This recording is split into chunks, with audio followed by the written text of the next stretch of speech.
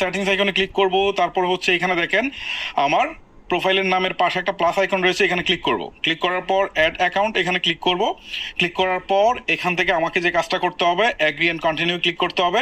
তারপর এখান থেকে কান্ট্রিটা চুজ করতে হবে। আমরা যেহেতু বাংলাদেশে আছি, সো বাংলাদেশটা দিয়ে দিব। তারপর হচ্ছে ফোন নাম্বার দিতে হবে, দিয়ে নেক্সট করতে হবে।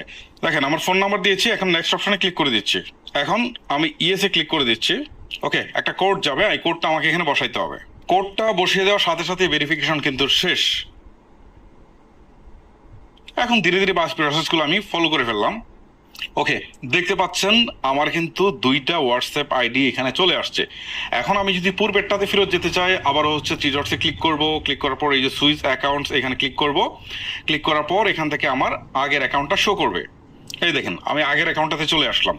আবার সেম ভাবে যদি আমি আরেকটা অ্যাকাউন্টে যেতে চাই, এখানে ক্লিক করব, থ্রি ডটসে সুইচ অ্যাকাউন্টে যাব, তারপর এটাতে আমি চলে যাব।